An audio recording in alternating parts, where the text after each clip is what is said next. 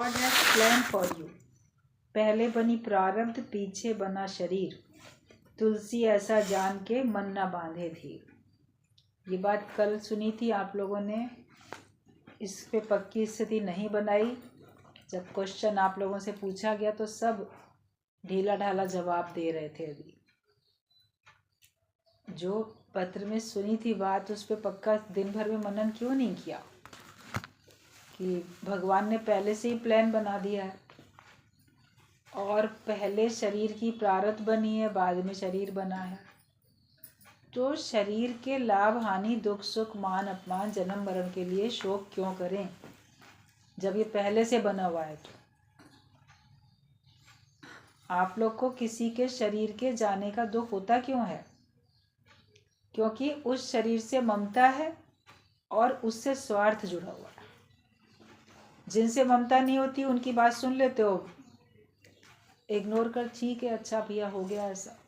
उसके लिए शायद एक शब्द भी नहीं बोलोगे कि भगवान उसकी आत्मा को शांति देना, इतना भी नहीं बोलोगे। अच्छा ऐसा हो गया, अच्छा बहुत जा रहे हैं दुनिया से, वो भी गया।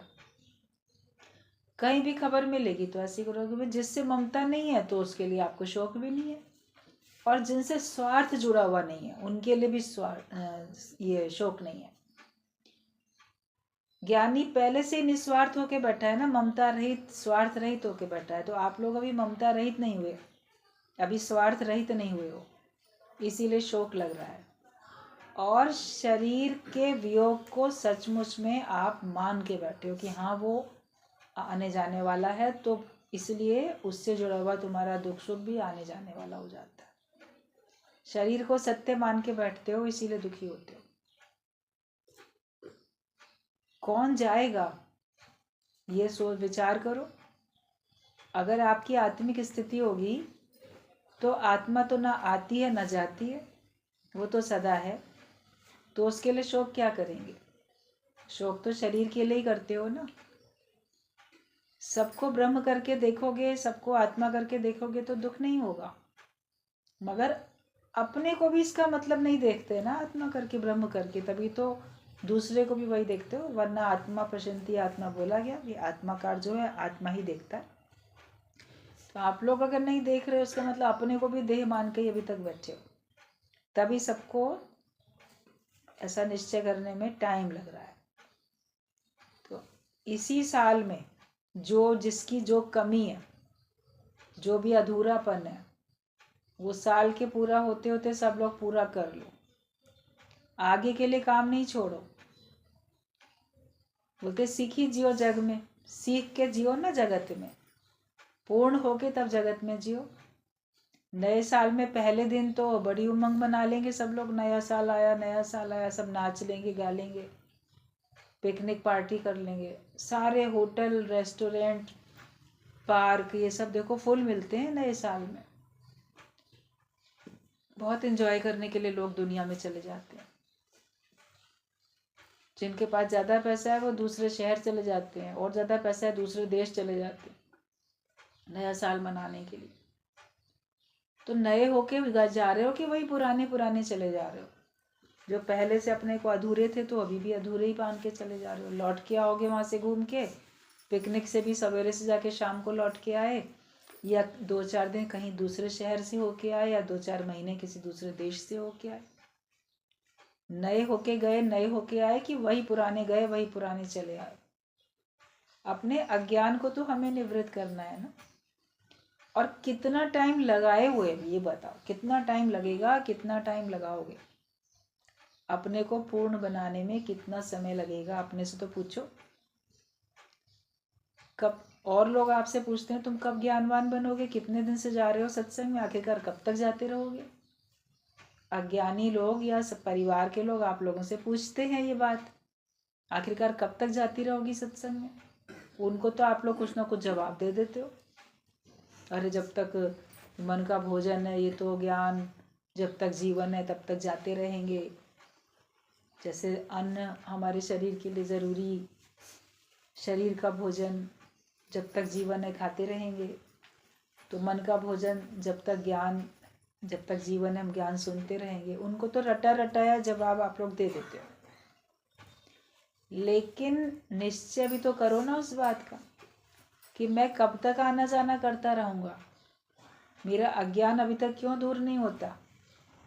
देह से क्यों हम लोग इतना ज़्यादा आसक्त होके बैठे हैं? परमात्मा से प्रीत लगी नहीं, या परमात्मा से भी स्वार्थ के कारण से ही प्रेम है? भगवान सुख दे रहे हैं तो भगवान बड़े अच्छे, भगवान से सुख नहीं मिलेगा तो भगवान बड़े खराब है। ज्ञानवान बनो सब लोग। आत्मा को जानेंगे, पहचानेंगे तो सारे दुख दूर हो जाएंगे। ज्ञानी शोक नहीं करता क्योंकि वो ये मानता ही नहीं है कोई गया। तुम लोग मानते हो कोई चला गया, इसलिए दुखी होते हो। लेकिन जब ये मान लो कि कोई गया ही नहीं, है ही है, तो जो है उसके लिए क्या दुखी होंगे? संसार में कुछ भी मौत बनी ही नहीं है। कितनी बार ये बात सुनी, देयर इज नो डेथ, मौत बनी नहीं है। और फिर अभी कह रहे हैं सब लोग मौत में तो दुख होता है, या कोशिश कर रहे हैं कि दुख ना हो। तो बनी है ना तुम्हारे लिए। बिल्कुल कभी पीएचडी वाली पढ़ाई पढ़ते पढ़ते फिर केजी नर्सरी वाली पढ़ाई में पहुंच जाते हो। कितना ज़्यादा तुम्हारी उतार चढ़ाव है। ग्राफ अगर बनाया जाए तुम्हारी उन्नति का और अवनति का, कितनी गिरावट हो रही है, कितनी ऊंचाई पे जा रहे हो, तो बस जिगजैग चलेगा। कभी बड़े ऊंचे, कभी बोला गया नहीं है मन का कोई ठिकाना, घड़ी में कुछ है, घड़ी में कुछ है।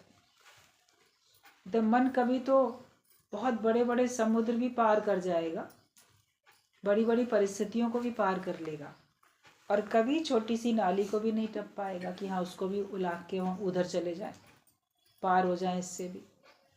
मतलब उतना सा भी कदम नहीं बढ़ा पाओगे।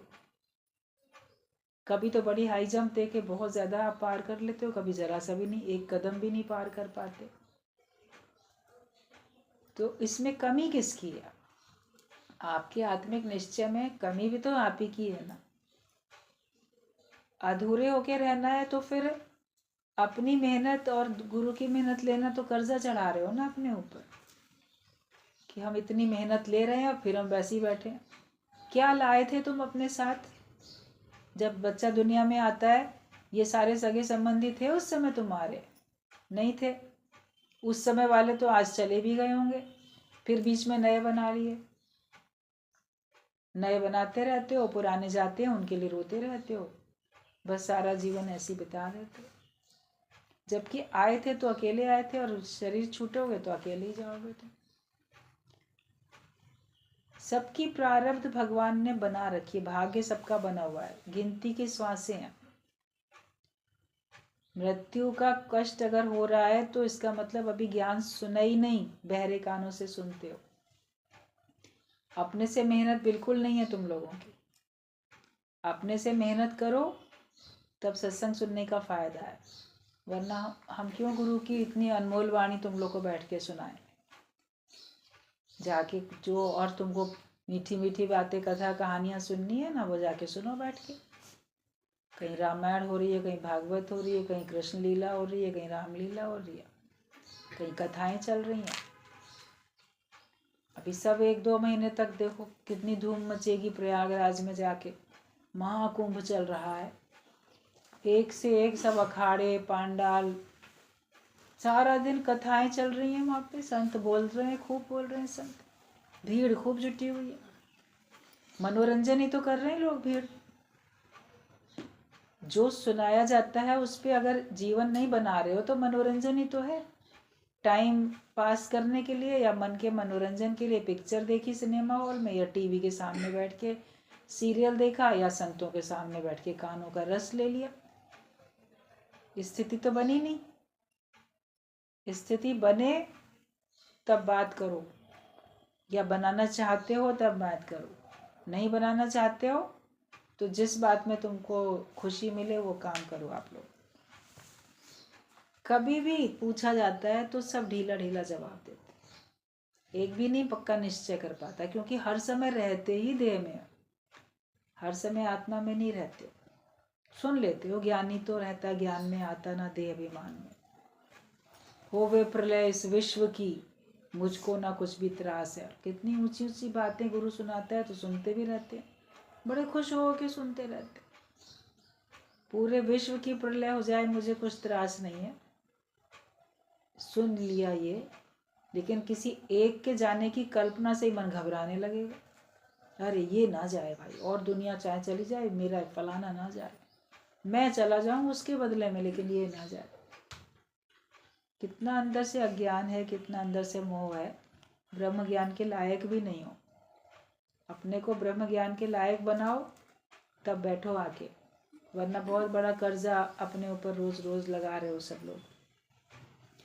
जब बोल दिया कि भगवान ने पहले से प्लान बना लिया है, तुम्हारा कुछ चलेगा भी नहीं, तो अपनी चलाने की कोशिश ही क्यों करते हो? जो भगवान ने जिसके लिए जितनी आयु दे दी उतनी रहेगी। तुम अपना उद्धार करो ना। तुम्हें दोबारा आना है दुनिया में जन्म लेके, फिर ये दुख भोगने जो इस जन्म में भोगे हैं तुमने। दुखों से छूटना चाहते हो? हर जन्म में मिलेंगे दुख, हर जन्म में संबंधी कुछ अच्छे कुछ बुरे मिलेंगे ही मिलेंगे। इसके लिए अगर दुख से छूटना है तो आवागमन से छूटना पड़ेगा, जन्म मरण के चक्कर से छूटना पड़ेगा, वरना देह धरे का दंड तो मिलना ही मिलना है। शरीर धारण किया है तो उसका दंड तुमको भुगतना ही पड़ेगा। ज्ञान ऐसा पक्का करो कि दोबारा दुनिया में आना ना पड़े। भगवान आपे ही सबकी संभाल करता है, तुम पुरुषार्थ ज्ञान के लिए करो। भगवान सबकी संभाल अपने आप कर रहे हैं। जिनकी तुम चिंता करते हो, जिनके लिए तुम दुखी होते हो, क्या उनका भगवान नहीं है? तुम ही करोगे उनकी संभाल।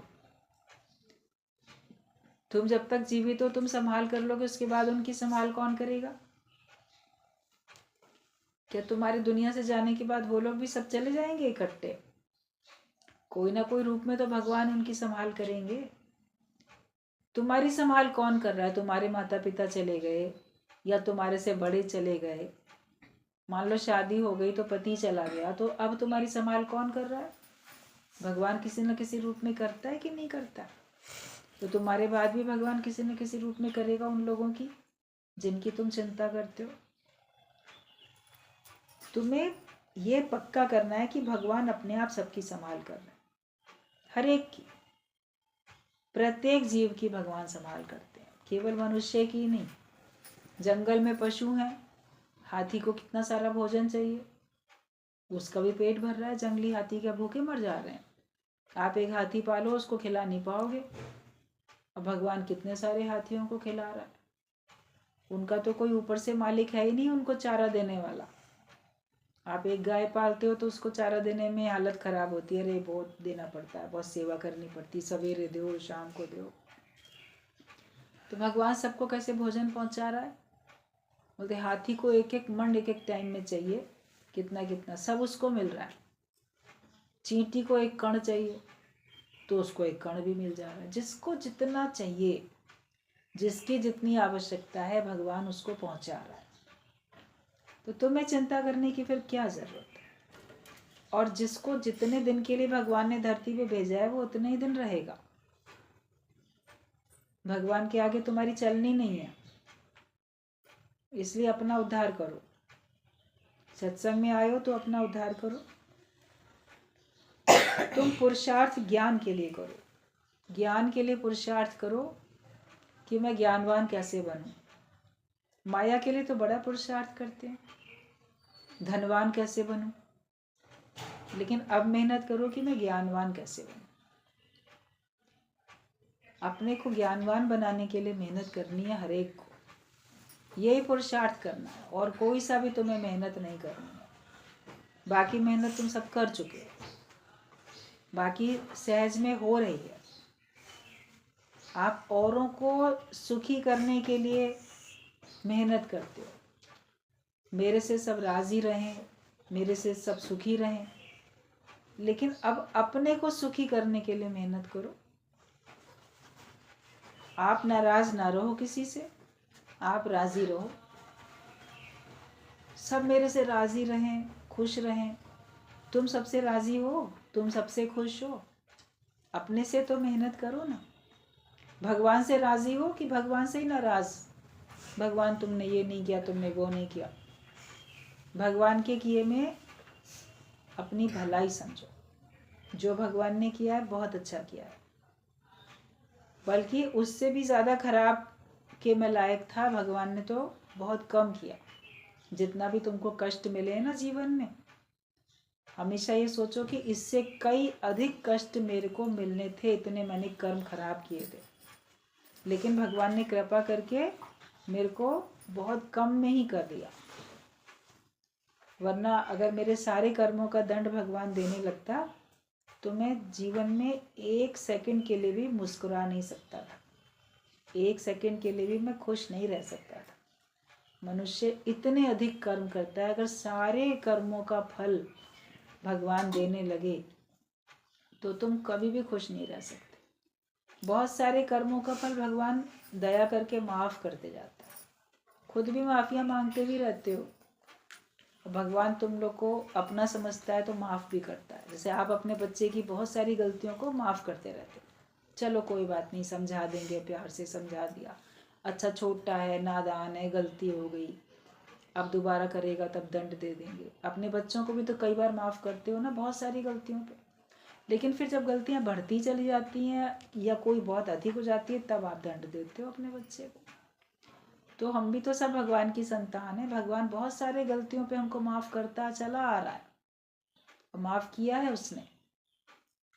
कुछ कर्मों का फल ऐसा है जिसको भुगताना ही पड़ेगा, वरना आपके पाप बढ़ते चले जाएंगे, इसलिए वो आपको दंड देता है। तो जो उसने दिया है बहुत कम दिया है, उससे अधिक वो दे सकता था, हमेशा ये बात याद रखो। और हमें ज्ञानवान बनने के लिए पुरुषार्थ करना है, मेहनत यही करनी है। मुझे किसी की गुलामी नहीं है क्योंकि मुझे इच्छा ही नहीं है। जब तक इच्छाएं हैं तब तक निराशाएं भी हैं।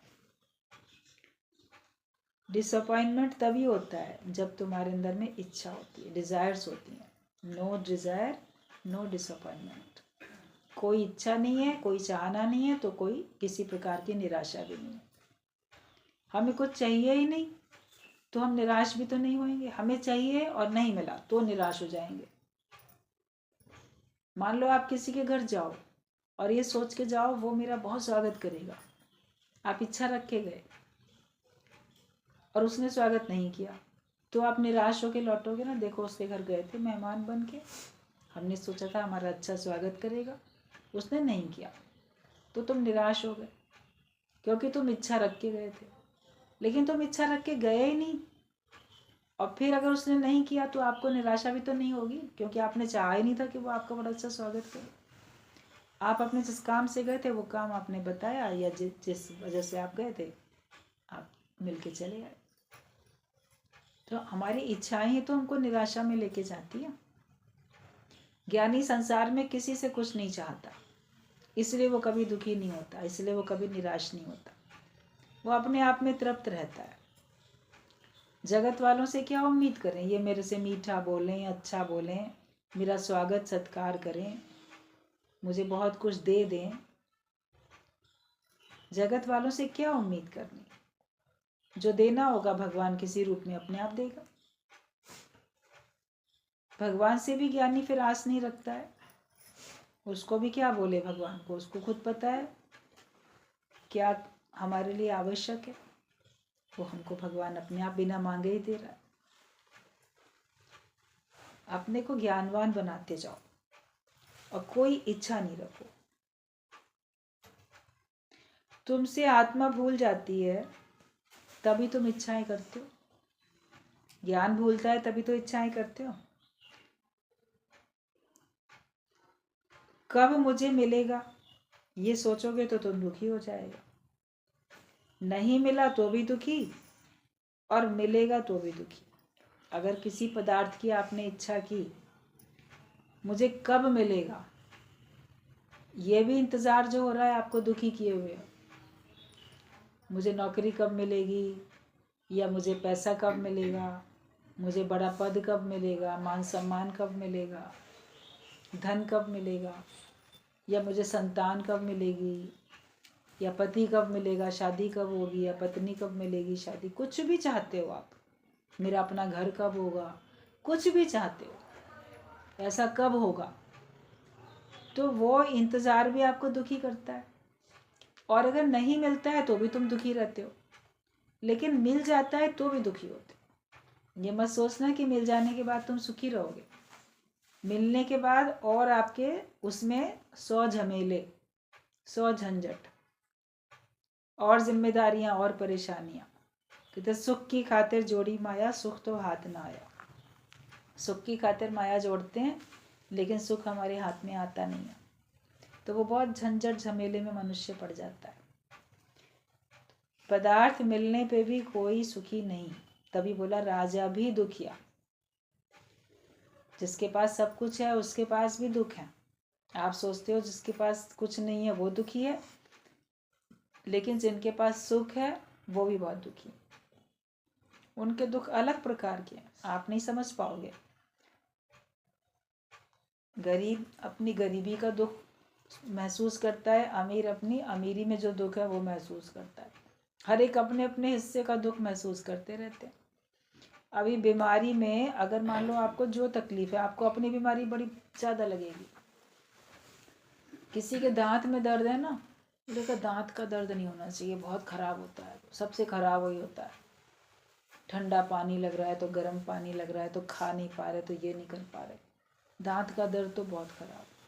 किसी की आँख में समस्या, बोलेगा आँख का दर्द बहुत ख़राब होता है। किसी को पेट में दर्द है, हाय पेट का दर्द तो सबसे ख़राब है। जिसको जो परेशानी है, आपके घुटने नहीं चलते, आपका हाथ नहीं चलता, आपका पैर नहीं चलता, आपकी कमर नहीं चलती, जो प्रॉब्लम है आपको वही सबसे ज़्यादा ख़राब लगेगी, कि वही बीमारी सबसे ज़्यादा ख़राब है। इसके बदले वो बीमारी होती तो नहीं इतना बुरा लगता, लेकिन वो होती तो भी आपको बुरा लगता। इसलिए जैसे हर बीमारी, जिस पेशेंट को जो बीमारी है उसके लिए वही सबसे ज़्यादा ख़राब होती है, वही सबसे ज़्यादा कष्ट देने वाली होती है। तो जिसका जो दुख होता है उसको अपना दुख सबसे ज़्यादा कष्ट देने वाला होता है।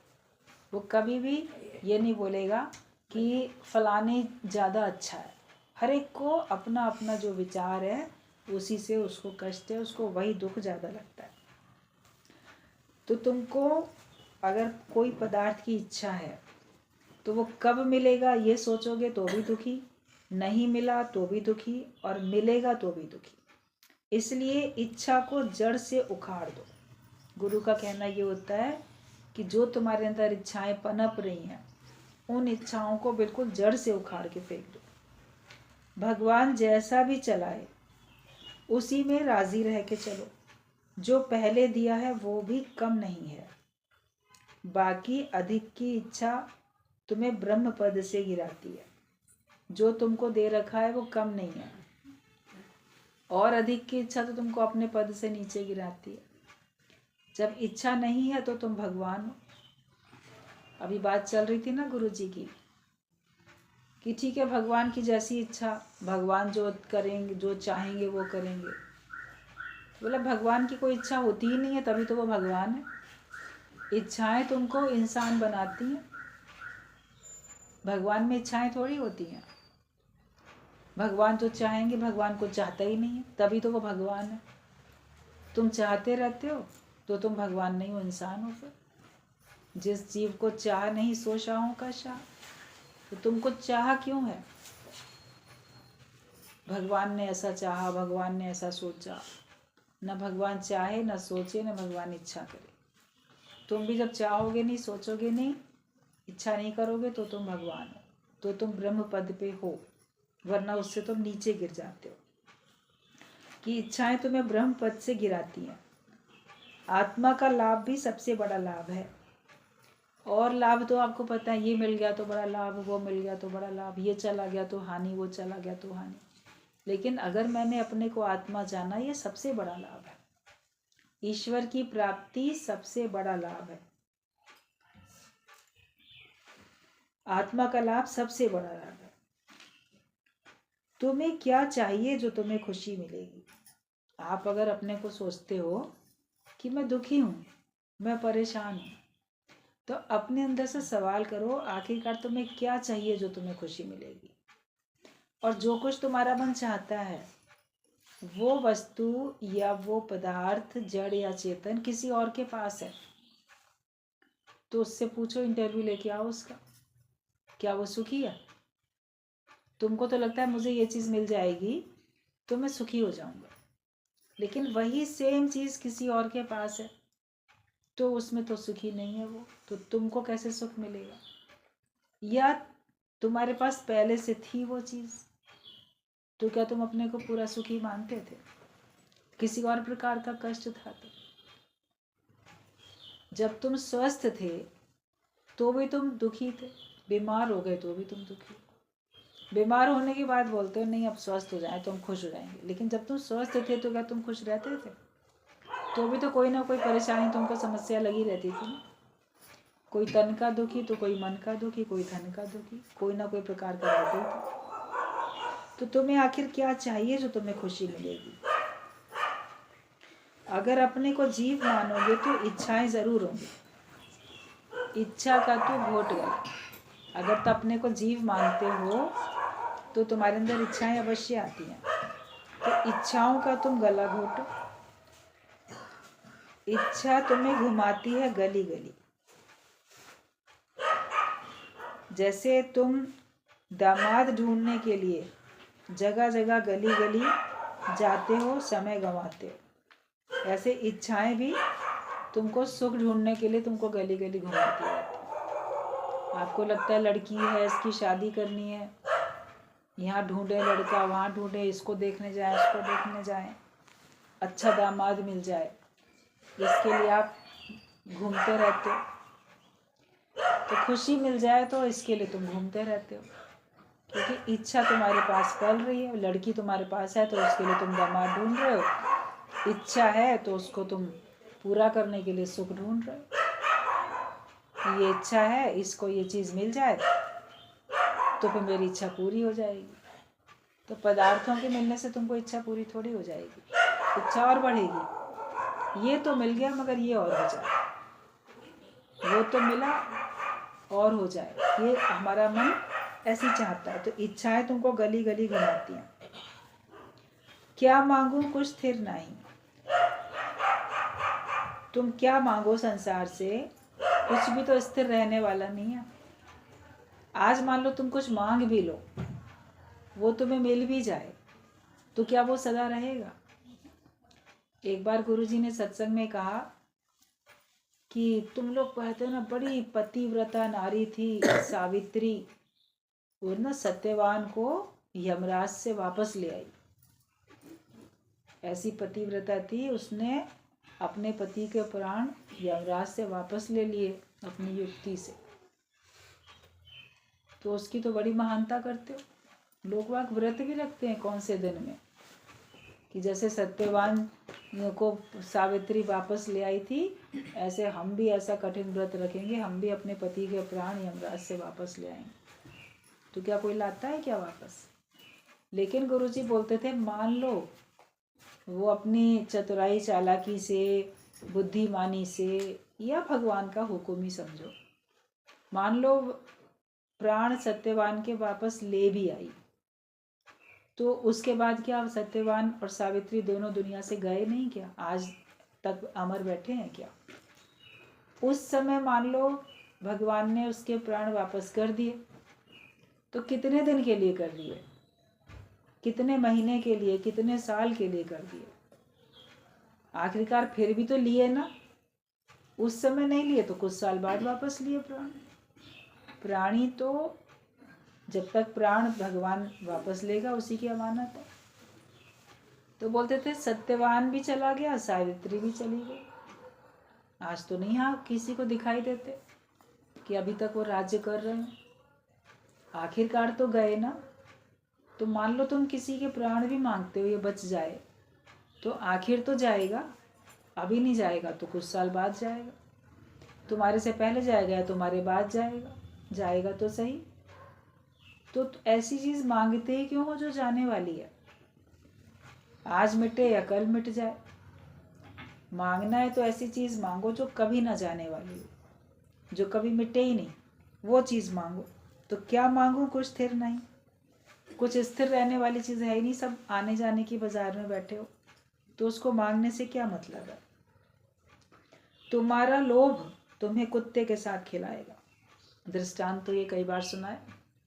मतलब कि तुम्हारे अंदर का लोभ लालच तुमको बिल्कुल निकृष्ट लोगों के साथ दोस्ती कराएगा। उन्हीं के संग उठना बैठना खाना पीना करोगे तो लालच के कारण तुमको मालूम भी है ये व्यक्ति बहुत खराब है, बड़ा नीच प्रवृत्ति का है, बड़े गंदे काम करता है, लेकिन तुम्हारा स्वार्थ है, तुम्हारा कुछ लालच जुड़ा हुआ है तो तुम उसके संग भी मित्रता करके उसके संग उसकी थाली में खाओगे खाना। केवल बाहर से किसी कुत्ते के संग खाना नहीं होता, लेकिन जो द्वैत देखने वाला है, जो द्वैत में पड़ा है, तो व्यक्ति उसके साथ भी मित्रता रखता है। क्यों? क्योंकि लोभ है। ज्ञानी को किसी के साथ कुछ भी नहीं चाहिए, लोभ नहीं है, इसलिए वो अपनी प्रीत परमात्मा से करता है। वो द्वैत देखने वाले लोगों के संग में अपनी प्रीत रखता ही नहीं है। अपने से देखो मित्रता जो की हुई है, जो भी तुम्हारे मित्र संबंधी हैं, बहुत सारी सहेलियां होंगी, बहुत सारे दोस्त होंगे, वो सब ज्ञानवान है कि अज्ञानी भी हैं? अगर अज्ञानी है तो उनसे मित्रता किस बात की? या तो उनको अपने रंग में रंगो, नहीं तो वो अपने रंग में तुमको रंगने की कोशिश करते ही रहेंगे।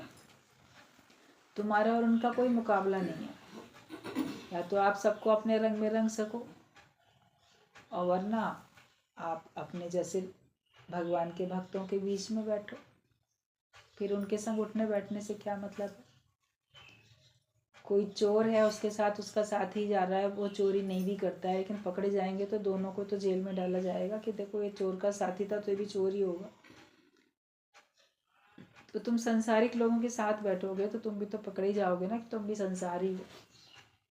इसीलिए भगवान ने कहा अर्जुन को कि तू असंसारी बन, जगत वालों के बीच में ना बैठो, ना उनकी बात तुम्हारे अंदर में जाए। तो लोभ तुम्हारा तुमको कितना गिरा देता है। नौकरी की इच्छा होगी तो ऑफिसर के लिहाज में तुम खराब हो जाओगी, तो वो तेरा मर्द बन के बैठ जाएगा। एक दिन नौकरी देगा, फिर हमेशा के लिए गुलाम कर देगा। कई लोग महिलाओं का, लड़कियों का बड़ा शोषण करते हैं, लोभ लालच, या केवल नौकरी, क्या कई जगहों में तुम्हें हम ये काम देंगे, लेकिन तुमको मेरे साथ मेरी पत्नी बन के रहना पड़ेगा, मेरे साथ मेरी इच्छा पूरी करनी पड़ेगी। लोभ लालच होता है मेरा प्रमोशन हो जाएगा, मुझे नौकरी मिल जाएगी, या मुझे इतने पैसे मिल जाएंगे, या मुझे ये जगह मिल जाएगी। तो उनकी बातों में आती हैं महिलाएं, लड़कियां, क्योंकि तुमको लोभ लालच है, अपना भी अपने नाम का लालच है, तो कितनी गिरावट में भी चली जाती हैं कि ठीक है, तो लोभ ही तो है जो कि उनको कहाँ से कहाँ पहुँचा देता है। गीता भगवान बोलते थे एक निरिच्छा स्त्री सबको अपने आगे झुका सकती है, सारे पुरुषों को अपने आगे झुका सकती है, लेकिन तुम्हारे अंदर इच्छाएं होंगी तो तुम सबकी गुलामी करोगे, सबके लिहाज में आओगे, अपने को इच्छा रहित बनाते चले जाओ। तो तुम इच्छा नहीं करो, वरना इच्छाएं तुमको पता नहीं कहाँ से कहाँ पहुँचाएंगी। तुम भीख मांगना पर किसी के गुलाम ना बनना। हर जगह सत्यानाशी होती है, अपनी सेफ्टी देखना कि कहाँ है, लोभ लालच वश फंसना नहीं। लड़कियों का शरीर बहुत कीमती है, उसकी संभाल करनी है। ऐसे ही लड़कियों की देह कीमती है, जैसे कि कीमती गहने की, हीरे की। तो अगर तुम्हें स्त्री का शरीर मिला, लड़कियों का शरीर मिला, तो उसकी संभाल बहुत करनी है।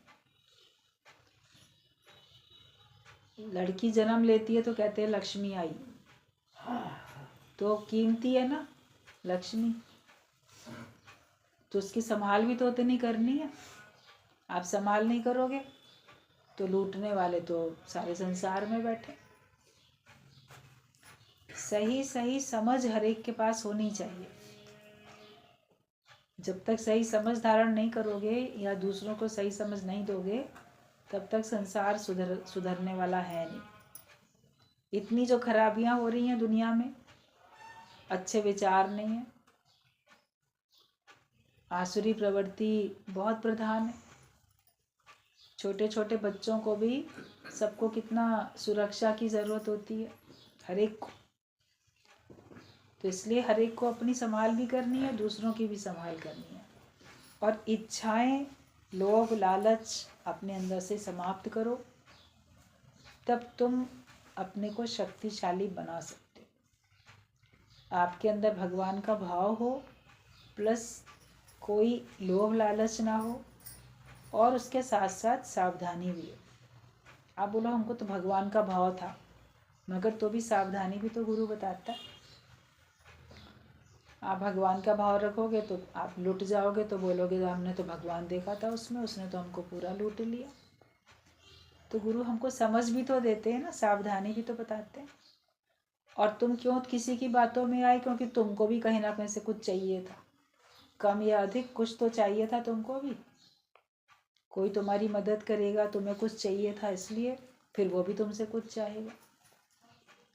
तो समझदारी रखनी चाहिए, कितना किससे बात करनी है, किस तरीके से बात करनी है, कितना किसको साथ देना है, कितना किसका साथ लेना है। संभल संभल के हमको सारे संसार में चलना है। महिलाओं का, स्त्रियों का, लड़कियों का, सबका शरीर सबसे ज़्यादा कीमती बोला गया है। तो जो कीमती चीज़ होती है उसी को तो ढक के संभाल के रखते हैं। आप अपने हीरे मोती, सोना चांदी ऐसी खुला छोड़ देते हो क्या?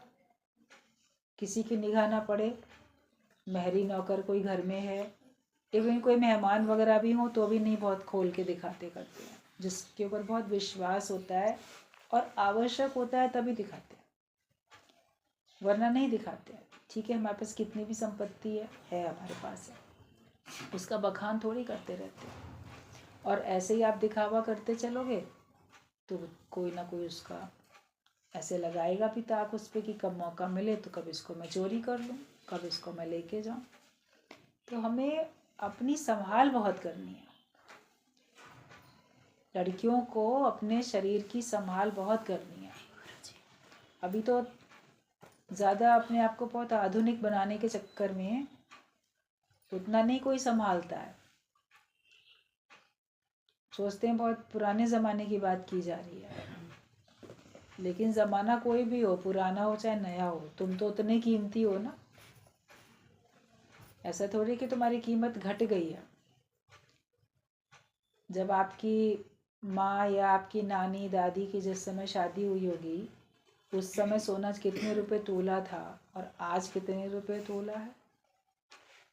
उन्हीं का तब का सोना आज तुम्हारे पास है तो कीमती, उसकी कीमत बढ़ी कि घटी? पुराना हो गया तो क्या पुराने होने से कीमत घट गई? बल्कि बढ़ती है ना। तो लड़कियों की तो कीमत बढ़ती है, ऐसा थोड़ी कि बढ़ती नहीं है, घटती थोड़ी है कीमत। मगर वो अपने को इतना कीमती मानती नहीं है। अभी घर के काम के लिए आप कोई लगाओ तो आपको कितना पैसा देना पड़ता है, और महिलाएं कितना सारा काम घर में फ्री में करती है।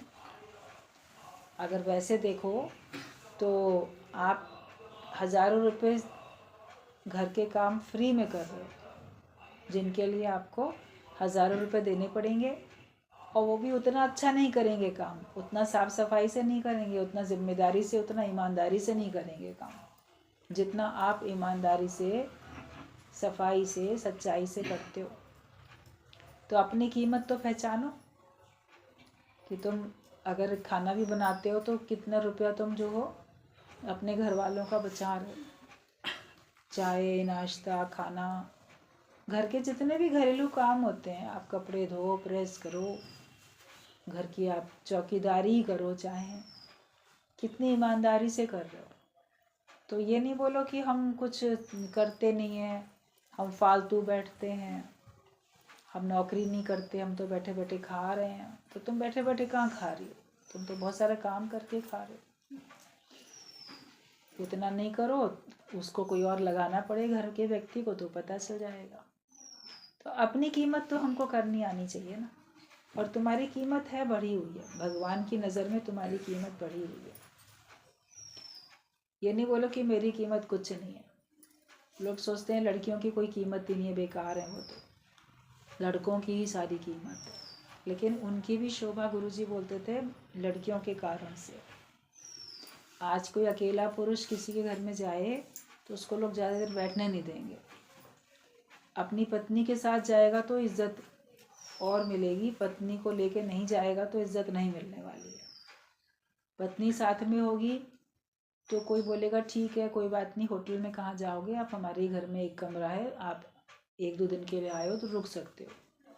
लेकिन पत्नी साथ में नहीं होगी, अकेले होगा तो बोलेगा भी जाके कहीं होटल में ठहरे, हम क्यों अपने घर में ठहराएं अकेले पुरुष को। गुरुजी बोलते थे महिलाओं के कारण से उसकी भी इज्जत है। महिलाएं सोचती हैं कि हमारी तो कोई इज्जत ही नहीं है, तुम ही दूसरे को और कीमती बना रहे हो, तो इसलिए अपनी कीमत तो करो कम से कम। तो यही बताया कि लोभ लालच में फंसो नहीं, और लड़कियों की देह बहुत कीमती है, उसकी संभाल करनी है। कोई आधार अगर छूटता है तो रोना पड़ता है, इसलिए तुम निराधारों का आधार बन जाओ। तुम आधार लो नहीं, लेकिन औरों को आधार देने वाले बनो। तो कैसे आधार दोगे? ज्ञान से दोगे आधार। आत्मा का ही आधार रखो तो किसी का गुलाम नहीं बनना पड़ेगा। He is a brave man who can say no. देहाध्यासियों की संगत में ना बैठो, ऐसी कंपनी में नहीं बैठो जहाँ माया की बातें हों। जैसे लोगों के बीच में बैठोगे तुम भी एक दिन वैसे ही हो जाओगे।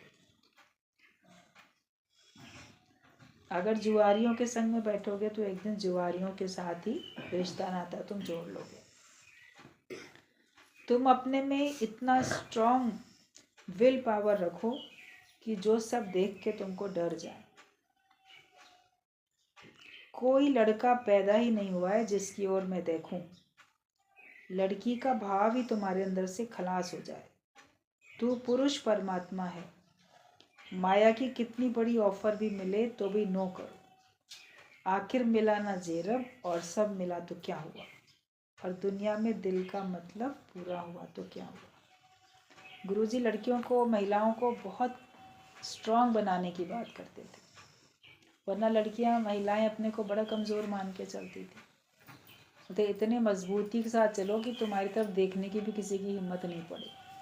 तुम ही कमज़ोर बन के घबराते हुए सड़क पे जाओगे, अरे मैं लड़की, मैं महिला, मैं अकेले जा रही हूँ, तो तुम्हारे चेहरे पे ही घबराहट इतनी होगी, कोई तुमको देख के ठगेगा। लेकिन तुम फुल अपने आत्मविश्वास के साथ जब जाते हो, पूरे फुली कॉन्फिडेंट होकर चलते हो, तो किसी की हिम्मत नहीं पड़ेगी तुमसे कुछ बोलने की। और कोई तुम्हारी तरफ देखे, बोले तो तुम उसको मजबूती से जवाब दे सको। ज्ञान से अपने अंदर में शक्ति भरो, तो तन मन में शक्ति भर लो। आत्म विचार से आत्मा का विचार करो तो आपके तन और मन में शक्ति आए कि संसार में कोई है ही नहीं जो मुझे देख सके। अपने अंदर इतना भगवत भाव और अपने अंदर में इतनी मजबूती आनी चाहिए। राबिया नाम की एक संत थी, तो उसकी सौतेली माँ थी,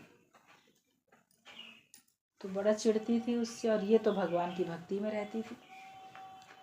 तो एक बार जब राबिया का पिता कहीं बाहर गया, जो उसकी सौतेली माँ थी, उसने क्या किया, किसी सेठ से पैसा लेके अपनी सौतेली लड़की को बेच दिया। तो उसको लेके पैसा देके सौतेली माँ को लेके चला गया कि ठीक है, इसको मैं ऐसे ही रखूँगा अपने साथ बिना शादी किए। तो सीधा तो अपने घर में लेके नहीं जा सकता था, बड़ा पैसे वाला था, तो उसका एक और कोई घर था, उसने वहाँ पे उसको रख दिया कि ठीक है अभी इसको यहाँ रखते हैं, आएंगे शाम को, रात को आएंगे इधर। तो वो तो भगवान के ध्यान में, वो अपने कमरे में बैठी। तो जब सेठ आया उसके घर में, अपने ही घर में आया, तो जब वो उसके कमरे में जाने लगा तो दरवाज़ा तो खुला हुआ था, देखा वो पलंग पर बैठी है। तो जैसे वो अंदर जाने लगा तो उसको बड़ी तेज़ बिजली का, करंट का जैसा झटका लगा सेठ को, और वो एकदम से झटका खा के गिर गया। बड़ा आश्चर्य में पड़ा कि ये क्या हुआ, यहाँ करंट का कैसे मुझे झटका लगा, मैं इस कमरे में एंटर ही नहीं हो पा रहा हूँ, दरवाजे से अंदर नहीं जा पा रहा हूँ, दरवाज़ा खोला हुआ भी है, कोई तार नहीं बिजली के, कुछ नहीं। उसने फिर दोबारा कोशिश की अंदर जाने की, फिर उसको झटका लगा बिजली का, फिर वो नहीं जा पाया। तो उसके बाद फिर वो देखता क्या है कि जैसे लड़की बैठी है तो उसको लगा जैसे वहाँ पे एक आग जल रही है, जैसे कोई एकदम जोत, कोई आग जैसे जल रही है पूरा। वहाँ पे लड़की नहीं दिख रही है उसको, एकदम कोई बम्बट ऐसे आग जलती हुई दिख रही है। तो बड़ा परेशान हो गया, ये क्या हो रहा है। तो वो जा ही नहीं पाया और वो उस समय फिर उसका सर चकराया, वापस लौट गया, बोला पता नहीं कैसे आग जैसी दिख रही है अंदर और ये मैं जा भी नहीं पा रहा हूँ अंदर। सवेरे जब वो फिर आया और तब कहता है कि आखिरकार तुम कौन हो, और ऐसा मैंने चमत्कार जो देखा तो ऐसा कैसे। तो कहती है वो तो मुझे नहीं पता, मैं तो अपने भगवान के ध्यान में थी, मैं तो तुमको देखा नहीं आते। और जब उसने पूरी बात बताई अपनी, तब उसने जाना कि मैं किसी सच्चे भगवान के भक्त को, किसी संत को गलत इरादे से ले आया हूँ। अपने ऊपर उसको बड़ी शर्मिंदगी हुई।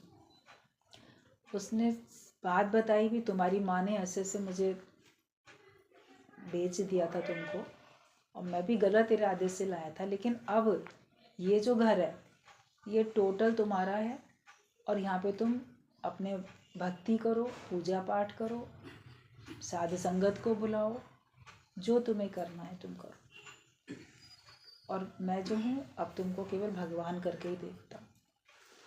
तो जो अपने अंदर इतने दृढ़ इरादा शक्ति रखता है तो परमात्मा कैसे दूसरे की दृष्टि भी बदल देते हैं, इतना उसके अंदर में शक्ति होती है।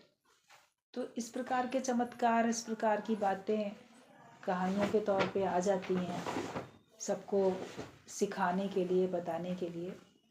लेकिन केवल ये नहीं कि केवल एक सुनी सुनाई बात है, सुनी सुनाई कहानी है। आप अपने अंदर में इतनी दृढ़ता तो रखो, अपने अंदर इतनी शक्ति तो रखो कि वाकई मेरी दृष्टि में सिर्फ भगवान है और मेरे अंदर केवल भगवान है, जगत की कोई चाह नहीं है। तो तुम्हारी दृढ़ इरादा शक्ति से अगला तुम्हारे ऊपर गलत निगाह रख नहीं सकता। उसकी निगाह ही जैसे झुक जाएगी, उसके अंदर हृदय का परिवर्तन हो जाएगा। बस ये कि हमको अपने अंदर बाहर चारों तरफ भगवान का भाव रखना है, और बाकी तो सावधानी तो आपको हमेशा रखनी रखनी।